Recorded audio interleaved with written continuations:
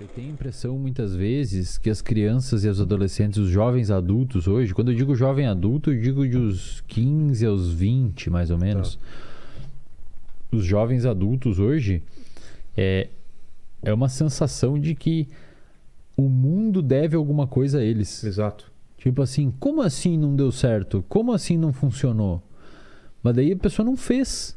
É claro que não ia funcionar, você não fez, você não executou, você não aprimorou, você não se expôs, você não sei o quê. Como se o mundo devesse ser... Exato. E aí você faz um picking de algum processo de alguma coisa que você se escora ali e você reclama em cima daquilo, mas você olha para a pessoa não está executando, não trabalha, não estuda, não, só fica em casa no sofá, os pais bancando, não sei o que, e não se desenvolve. E aí você tem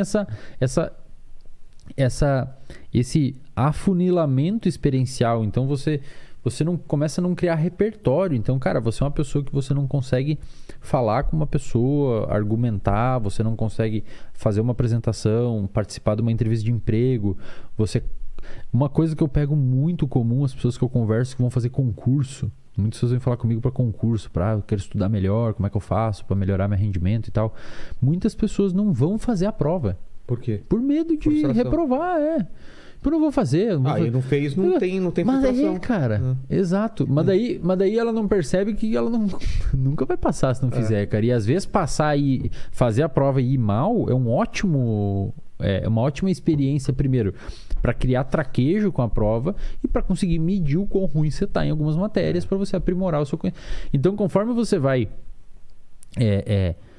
fechando o seu espectro de comportamento e você não se expõe a novos desafios e a novas situações, você impede o erro. E o erro é o que modula o nosso comportamento para o acerto. Se você não erra, você não sabe para onde guiar o carro de novo. É tipo uma baliza. Fechei o carro aqui, vou dobrar antes. Fechei depois, vou dobrar antes. Então, isso é uma das coisas que também está sustentando essa geração menos apta comportamentalmente, que é a falta de exposição. Então, desde não pedir o suco pro garçom, aí tá na praia com o filho pede um picolé, os pais chamam o menino que tá vendendo picolé em vez de pedir pro filho. Essas pequenas exposições são importantíssimas para criar traquejo. Na neurociência, a gente chama isso de inoculação ao estresse. Esse é um termo bom, cara. Inoculação ao estresse? Ao estresse. O que é inoculação ao estresse? Inoculação é um processo... Vacina. Exato. Inoculação é o processo que você faz para criar uma vacina. Exato. Então você pega o vírus, você inocula ele, você desativa ele, pega fragmentos desse vírus, dá uma injeção em você. O organismo entende que tem um invasor que precisa ser combatido, só que ele não é forte o suficiente para te matar ou para te deixar doente. Tanto é que às vezes você toma uma vacina e você fica meio cambaleando uns 2 dias. Tentando... Seu corpo dá uma... E aí o seu sistema imunológico cria uma memória para quê? Para quando o seu corpo ter contato novamente com aquele vírus, ele já está preparado. Exato. Hoje, a gente entende dentro da neurociência e da psicologia comportamental que existe uma forma de você se vacinar contra o estresse. Porra, isso é interessante pra caramba. Que é o quê? Eu preciso saber disso aí. Não é, cara? Nossa, cara, fala, pelo amor de Deus. Precisando aqui, cara. A pergunta de $1 milhão. Você já fez isso, cara. Já? Você já fez, cara. Sem saber do nome, eu já fez. Como que é? Inoculação ao estresse, basicamente, é o mesmo processo de você tomar uma vacina, só que em vez de ser o vírus, é o estresse. Então, você se submete a pequenas doses de estresse e o seu organismo cria resistência contra estressores futuros. Cria casca.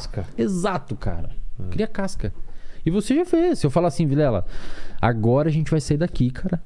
A gente vai ali pro centro e eu vou te colocar na frente de 100 pessoas e você vai ter que fazer alguma coisa. Entendi. Ou a gente vai ter que fazer esse programa na frente de 100 pessoas. Você faz. Já fiz porque eu fui fazendo isso gradativamente. Você faz. Vai ficar mal, vai ficar ansioso, não sei o que, mas vai fazer. Tem pessoas que se falar isso, vai acabou, velho. Exato. Sai correndo aqui, ó. Sai correndo. Então, essa ideia de inoculação ao estresse vem de vários estudos, principalmente com animais não humanos, que permite que a gente mensure níveis de hormônios, etc. Tem um muito legal, cara, que foi feito com primatas, com macacos. O que eles fizeram? A gente tem um eixo de resposta ao estresse chamado de eixo HPA.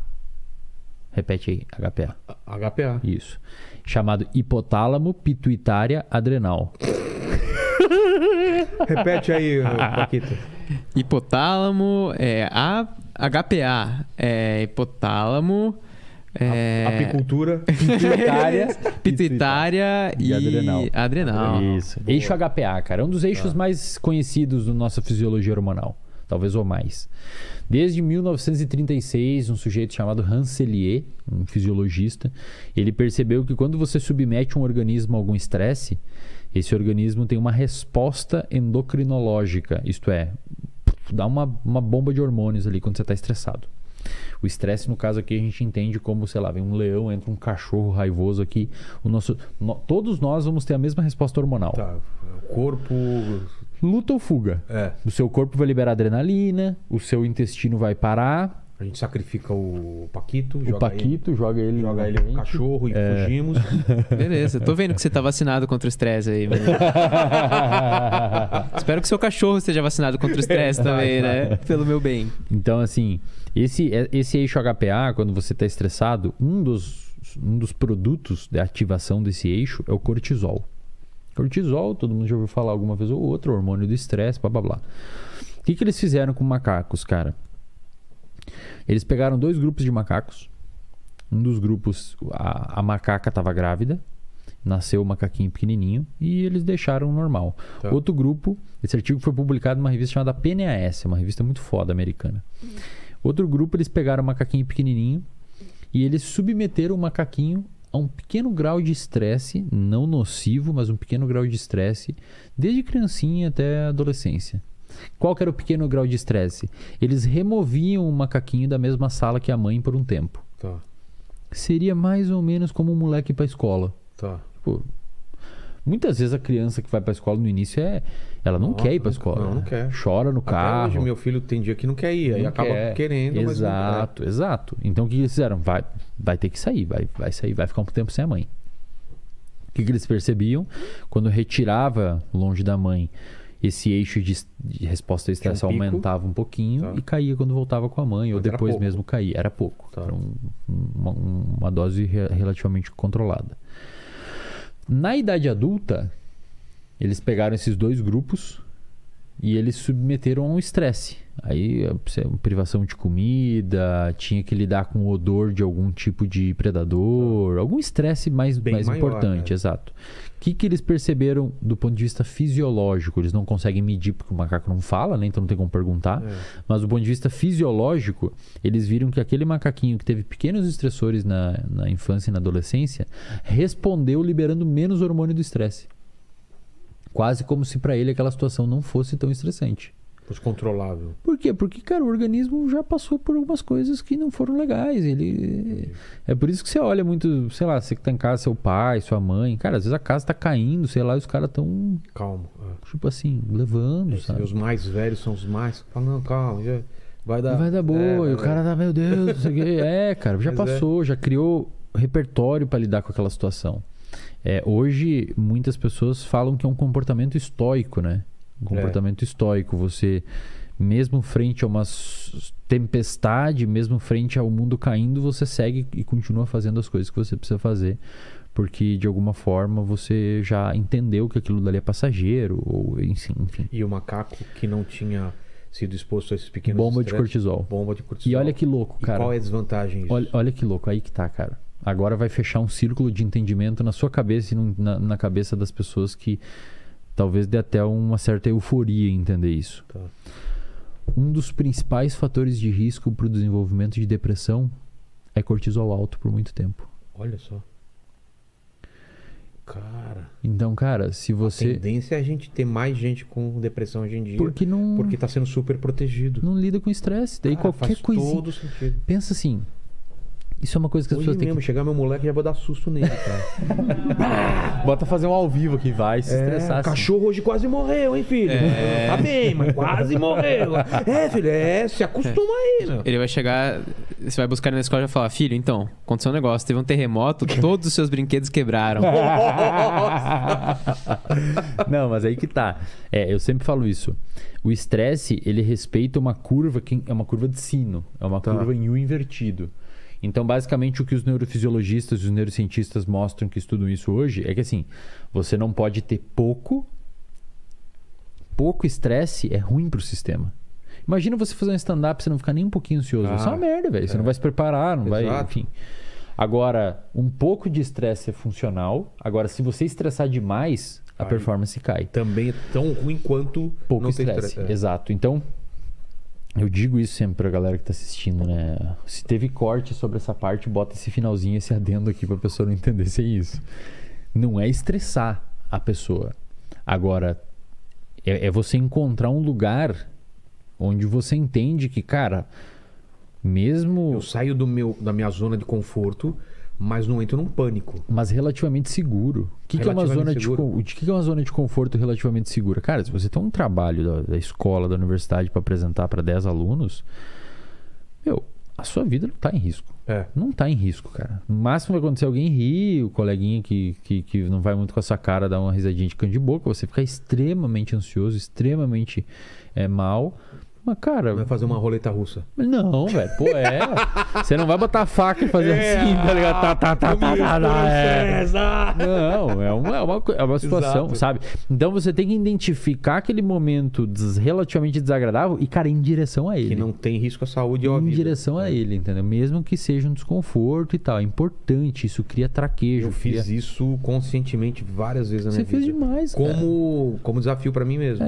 Exato. Eu tenho que fazer isso, eu Exato. morro de vergonha, morro de medo. Exato, Tanto cara. de falar com a menina que eu tô afim, até Exato, apresentar o trabalho, cara. eu não conseguia. E aí você percebe que hoje o mundo tecnológico e, enfim, ele tá possibilitando tudo pro outro lado. Então, Claro, porra, você não precisa mais chegar na menina, tem um Tinder. Exato. Você não precisa ligar na casa dela como você precisava antes. Exato. E o pai pode atender e você vai ter que falar com o pai. Fala, Exato. por favor, chama a Samantha. Não, pra começar, quem que liga hoje, cara? Ninguém liga mais hoje, cara. Quem que liga pra pessoa hoje? Samantha, beijo. O primeiro beijinho que eu dei na vida foi com ela no Play Center, no Montanha Encantada. Você tava nervoso? Porra! Não, era a excursão da escola do final do ano. Eu fiquei planejando o ano inteiro. Cara, quando chegar na excursão e todos os amigos, você consegue, vai, cara. Cara. E aí você vai, agora é a hora da Montanha Encantada. E aí, cara, se tivesse uma medição, tava aqui explodindo. E eu deve ter sido ridículo. Cara, eu acho que talvez o principal momento, assim, que também deve ter te dado um pico de estresse que você foi em direção foi stand-up, né, velho? O que a gente chama de open mic, a primeira vez que você sobe. É a primeira vez que você Eu tenho sobe. gravado. Você lembra, velho? A primeira vez eu que tenho você sobe. gravado. Eu não... Mas você lembra da experiência emocional? Claro, Fudido, cara. assim, sem dormir. É pro mal e pro bem, né? Ele começa ruim e termina bem, mas poderia terminar mal também. E eu tava com tanto medo de tremer a mão que eu não tirei o microfone do pedestal. Olha só, cara. Eu fiquei com a mão aqui, o pedestal aqui, falando aqui, porque se eu pegasse o microfone eu ia tremer a mão. E eu não queria que as pessoas sentissem. Mas é óbvio que elas sentiram que eu tava nervoso. Não tem como saber, porque eu vendo lá dá pra perceber claramente que eu tava nervoso. Mas, cara, não tem como se preparar, cara. É uma... Você tem que segurar. E antes de você, cara, a hora que você tava atrás das cortinas ali. Cara, toda hora você fala, queria eu vou estar na minha vazar. casa. Eu queria estar na minha casa, debaixo do cobertor quentinho. Eu vou embora daqui. Por que eu me propus a fazer isso? Eu quero fugir daqui. É a mesma coisa quando você tá subindo numa montanha russa. Cara, por que eu tô aqui, velho? Pra quê? Desce, não dá mais. Cara, é uma sensação. Exato, cara. Então, essa é a sensação que você tem que identificar essa sensação e, cara, ir em direção a ela. Porque aí você cria repertório, cara. Daí você consegue, você vai uma vez, vai duas, e uma outra vai ser ruim, e outra vai ser legal. Você vai. E aí você percebe que você consegue. Às vezes o stand-up não tá legal, mas você consegue. Você fica feliz de ter enfrentado o problema, o medo, e aí a tua autoestima sobe. Então, olha só. O quebra-cabeça. Você tem a necessidade. Olha isso aqui, quebra-cabeça aqui, ó. Olha a quebra-cabeça do rolê. Você tem a necessidade de se expor em doses pequenas a pequenos estressores para conseguir, na sua idade adulta, não ficar com pico de cortisol todo momento por qualquer coisa. Ao mesmo tempo, hoje a molecada está cada vez se expondo menos. Então não estão criando repertório comportamental, que por consequência na idade adulta vão ter pico maior de cortisol por qualquer coisa. E um dos principais fatores de risco para depressão é o cortisol alto. Cortisol alto é extremamente tóxico para os nossos neurônios. para as células do cérebro, especialmente para os neurônios produtores de um neurotransmissor, a gente falou bastante no outro podcast, chamado de dopamina. Exato. Que tem a ver com motivação, buscar prazer, etc. Recompensa. Então, o que acontece? Você está criando um cérebro inapto comportamentalmente que está indo em direção a viver num mundo onde você inevitavelmente vai ter que lidar com estressores. É quase um tiro no pé, cara. É quase um tiro no pé. Então, o que eu peço para as pessoas sempre? Não se esquive de situações que você tem medo. E eu, como pai, não super proteger. Exato, cara. Tipo, senta e conversa. Fala, filho, eu sei que você tá com medo, eu sei que é uma apresentação pros seus coleguinhas, eu sei que talvez tenha menininha ali na turma e você tem vergonha, mas é um momento importante de você ir, de você vencer, pra você ficar mais forte, tal.